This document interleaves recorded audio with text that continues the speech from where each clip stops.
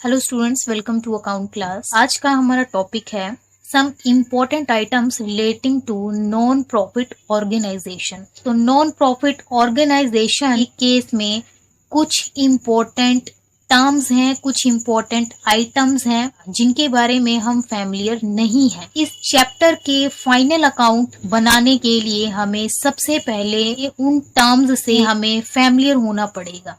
Important items को समझने से पहले हम +1 की कुछ इम्पोर्टेंट चीजें रिवाइज कर लेते हैं ताकि आपको इम्पोर्टेंट आइटम समझने में परेशानी ना हो। +1 में हम पढ़ चुके हैं इनकम दो तरह की होती है, रेवेन्यू इनकम और कैपिटल इनकम, या हम बोल सकते हैं रिसीट्स दो तरह की होती हैं, रेवेन्यू रिसीट्स और कैपिटल रिसीट्स। रेवेन्यू रिसीट्स या रेवेन्यू इनकम वो इनकम होती है जो बिजनेस में रेगुलर होती रहती है। For example commission, discount, interest on investment, ये कुछ ऐसी इनकम है जो बिजनेस को रेगुलरली होती रहती हैं, जो बिजनेस को साल में कई बार रिसीव होती हैं, वो कहलाती हैं रेवेन्यू इनकम।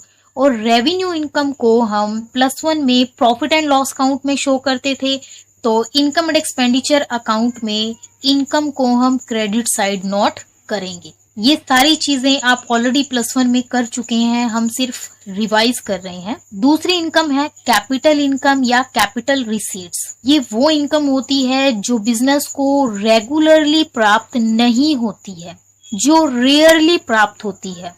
फॉर एग्जाम्पल किसी ने हमें डोनेशन दिया है एक स्पेशल पर्पस के लिए, डोनेशन फॉर बिल्डिंग बनाने के लिए डोनेशन हमें हर महीने नहीं मिलता है, रेगुलरली नहीं मिलता है, कभी कभी रेयरली मिलता है, तो वो हमारी कैपिटल नेचर की इनकम है।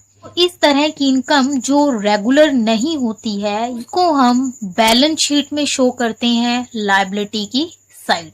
अब बात करते हैं एक्सपेंडिचर की। एक्सपेंडिचर भी दो तरह की होते हैं, revenue expenditure and capital expenditure. जो रेवेन्यू एक्सपेंडिचर होते हैं ये वो एक्सपेंडिचर होते हैं जिनको खर्च करने से फायदा बिजनेस को सिर्फ 1 साल तक होगा। फॉर एग्जाम्पल सैलरी हमें अपने एम्प्लॉइज को रेगुलरली पे करना पड़ता है, जैसे कि डेप्रिसिएशन, हमें हर साल डेप्रिसिएशन लगाना पड़ता है। डिस्काउंट, कस्टमर्स को डिस्काउंट हमें रेगुलरली देना पड़ता है। कमीशन हमें रेगुलरली पे करना पड़ता है।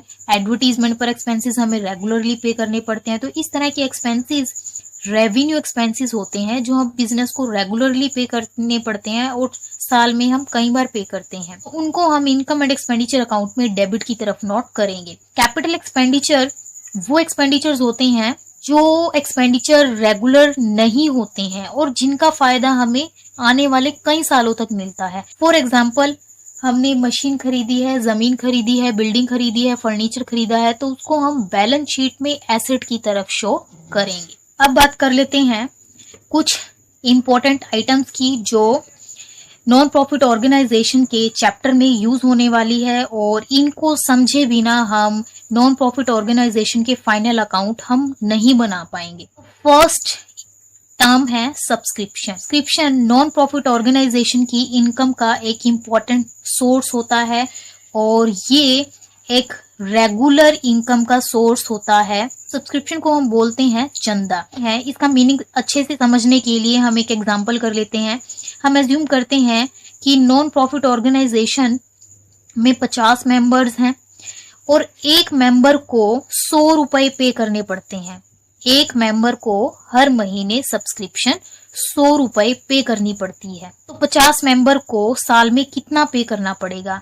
50 मेंबर की एक महीने की सब्सक्रिप्शन हो गई है 5000, बट हमें इनकम चाहिए 1 साल की, तो 5000 एक महीने की इनकम है तो पूरे साल की हो जाएगी 60,000 रुपए। तो मेंबर्स अपने ऑर्गेनाइजेशन को चलाने के लिए चंदा हर महीने देते हैं या हर साल देते हैं, जैसे ऑर्गेनाइजेशन की पॉलिसी होती है। तो सब्सक्रिप्शन जो है वो रेगुलर इनकम है और रेवेन्यू नेचर की रिसीट होती है, और हमें पता है कि रेवेन्यू नेचर की रिसीट्स को हम इनकम एंड एक्सपेंडिचर अकाउंट में क्रेडिट की तरफ शो करेंगे।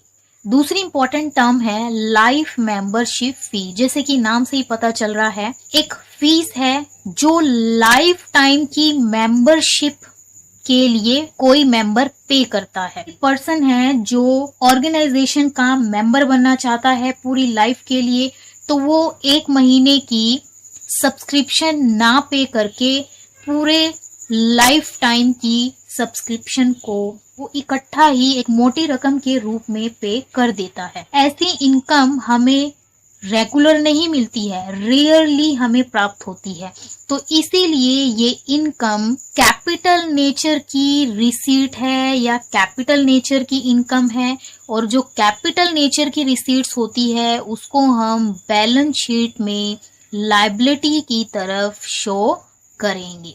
अगली टर्म है एंडोमेंट फंड। ध्यान रखना स्टूडेंट्स, फंड कोई भी हो, किसी भी वर्ड के आगे अगर फंड वर्ड ऐड हो जाता है तो ध्यान रखना वो हमेशा कैपिटल रिसीट होगी और उसको हम हमेशा बैलेंस शीट में लायबिलिटी की तरफ शो करेंगे। एंडोमेंट फंड होता क्या है? कभी कभी बिजनेस को उपहार के रूप में कुछ पैसे मिलते हैं और उन पैसों को किसी विशेष उद्देश्य के लिए ही प्रयोग किया जाता है। तो जितने भी पैसे मिलते हैं हम उनका एक फंड या एक रिजर्व बना लेते हैं, उसी को हम बोलते हैं एंडोमेंट फंड। आप सिर्फ इतना ध्यान रखना कि कोई भी फंड हो, किसी भी तरह का फंड हो, हमेशा कैपिटल रिसीट होती है और उसको हम हमेशा बैलेंस शीट में लायबिलिटी की तरफ शो करेंगे। नेक्स्ट आइटम है एंट्रेंस फी। इसी को हम एडमिशन फीस भी बोल देते हैं। नाम से ही पता चल रहा है कि अगर कोई मेंबर ऑर्गेनाइजेशन में एडमिशन लेना चाहता है, एंटर करना चाहता है, तो उसको मेंबर बनने के लिए एंट्रेंस फी या एडमिशन फी पे करनी पड़ेगी। ऑर्गेनाइजेशन में नए मेंबर्स आते रहते हैं, तो इसीलिए एंट्रेंस फी या एडमिशन फी रेगुलर इनकम होती है, रेगुलर रिसीट होती है, और जो रेगुलर रिसीट होती है उसको हम इनकम एंड एक्सपेंडिचर अकाउंट में क्रेडिट की तरफ शो करेंगे। कई बार क्वेश्चन में अगर हमें बोला गया हो कि एंट्रेंस फी को कैपिटल रिसीट माना जाएगा, तो उस ऐसे केस में आपको पता है कि कैपिटल रिसीट को हमेशा बैलेंस शीट में लायबिलिटी की तरफ शो करेंगे। अगर हमें क्वेश्चन में एंट्रेंस फी के बारे में कुछ भी नहीं बोला है तो आप हमेशा उसको रेवेन्यू रिसीट मानेंगे और उसको इनकम एक्सपेंडिचर में क्रेडिट की तरफ शो करेंगे। नेक्स्ट आइटम है डोनेशन। आपको पता है कि नॉन प्रॉफिट ऑर्गेनाइजेशन की इम्पोर्टेंट इनकम का एक सोर्स डोनेशन भी होता है। नॉन प्रॉफिट ऑर्गेनाइजेशन को 2 तरह के डोनेशन मिल सकते हैं, जनरल डोनेशन और स्पेसिफिक डोनेशन। तो जनरल डोनेशन वो डोनेशन होता है जो किसी पर्टिकुलर नाम से नहीं मिलता है। जो डोनेशन आपको मिला है उसको आप किसी भी उद्देश्य के लिए इस्तेमाल कर सकते हैं, तो वो कहलाता है जनरल डोनेशन। तो जनरल डोनेशन को हम इनकम एंड एक्सपेंडिचर अकाउंट में क्रेडिट की तरफ शो करेंगे। दूसरा डोनेशन होता है स्पेसिफिक डोनेशन। जैसे कि नाम से ही पता चल रहा है, स्पेसिफिक, जो किसी स्पेसिफिक उद्देश्य के लिए मिला हो। For example donation for building, donation for swimming pool, donation for support. इस तरह से अगर कोई डोनेशन स्पेशल पर्पस के लिए मिला हो तो वो डोनेशन हमेशा कैपिटल रिसीट होगा, और आपको पता है कि कैपिटल रिसीट को हम बैलेंस शीट में लायबिलिटी की तरफ शो करते हैं। अगर सिर्फ डोनेशन वर्ड लिखा है तो आप उसको रेवेन्यू इनकम मानेंगे, और अगर डोनेशन किसी पर्पस के लिए मिला है तो उसको आप हमेशा कैपिटल रिसीट मानेंगे। अगली टर्म है लीगेसी। लीगेसी का मतलब होता है जब कोई राशि हमें वसीयत के कारण प्राप्त होती है, वो लीगेसी कहलाती है। फॉर एग्जाम्पल कोई पर्सन है और वो अपनी वसीयत में लिख के जाता है कि उसकी पूरी प्रॉपर्टी या उसकी प्रॉपर्टी का कुछ हिस्सा इस नॉन प्रॉफिट ऑर्गेनाइजेशन को जाएगा। तो इस तरह से अगर कोई राशि प्राप्त होती है तो वो लीगेसी कहलाती है। लीगेसी जो है वो कैपिटल रिसीट होती है, क्योंकि वसीयतनामे से राशि हमें हर साल प्राप्त नहीं होती है, कभी कभी रेयरली प्राप्त होती है, 2 साल में एक बार, 5 साल में एक बार। तो इसीलिए इसको हम कैपिटल रिसीट मानेंगे। और आपको पता है कि कैपिटल रिसीट को हम बैलेंस शीट में लायबिलिटी की तरफ हम लिखेंगे। नेक्स्ट टर्म है सेल ऑफ ओल्ड एसेट। अगर हम किसी पुरानी एसेट को बेचते हैं तो हमें बेचने से कुछ राशि प्राप्त होगी और उसको हम रिसीट एंड पेमेंट अकाउंट में नोट करेंगे। बट ध्यान रखना कि एसेट को सेल करने से जो भी राशि हमें प्राप्त हुई है उसको हम इनकम एंड एक्सपेंडिचर अकाउंट में नहीं लिखेंगे। अगर किसी एसेट को बेच के प्रॉफिट या लॉस हुआ है तो हम सिर्फ उस प्रॉफिट या लॉस को ही इनकम एंड एक्सपेंडिचर अकाउंट में लिखेंगे। फॉर एग्जाम्पल, एक फर्नीचर है और उस फर्नीचर की वैल्यू है 10,000 और हमने उस फर्नीचर को 12,000 में सेल किया है तो हमें 2,000 का प्रॉफिट हो गया है। तो इस प्रॉफिट को हम इनकम एंड एक्सपेंडिचर अकाउंट में लिखेंगे और प्रॉफिट है तो उसको हम क्रेडिट साइड में लिखेंगे, credit all the incomes and gains. और अगर 10,000 वाला फर्नीचर हमने 8,000 में सेल किया है तो हमें 2,000 का लॉस हो गया है, तो उस लॉस को हम इनकम एंड एक्सपेंडिचर अकाउंट में डेबिट साइड नोट करेंगे। तो हम इनकम एंड एक्सपेंडिचर अकाउंट में 12,000 या 8,000 कहीं पे भी नोट नहीं करेंगे। एसेट को सेल करके जो भी प्रॉफिट या लॉस हुआ है सिर्फ उस प्रॉफिट और लॉस को ही हम नोट करेंगे। 10,000 को भी हम रिकॉर्ड करेंगे, बट कहाँ?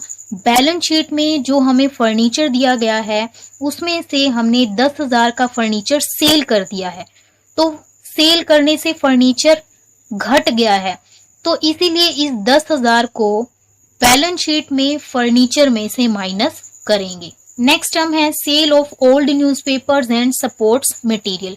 कोई पुराना सपोर्ट मटेरियल पड़ा हुआ है या पुराने न्यूज़पेपर की रद्दी पड़ी हुई है, उनको हम रद्दी में सेल कर देंगे और सेल करके हमें जो भी राशि प्राप्त होगी वो रेवेन्यू नेचर की रिसीट मानी जाएगी, क्योंकि हर साल रद्दी इकट्ठा होती है और हर साल हम उस रद्दी को बेचते हैं और रिसीट हमें प्राप्त होती है, इसीलिए ये रेवेन्यू नेचर की इनकम है। तो इसीलिए हम इनकम एंड एक्सपेंडिचर अकाउंट में लिखेंगे क्रेडिट साइड। नेक्स्ट टर्म है पेमेंट ऑफ ऑनोरेरियम। तो ये एक ऐसी पेमेंट है जो ऑर्गेनाइजेशन के कर्मचारी को पे नहीं किया जाता।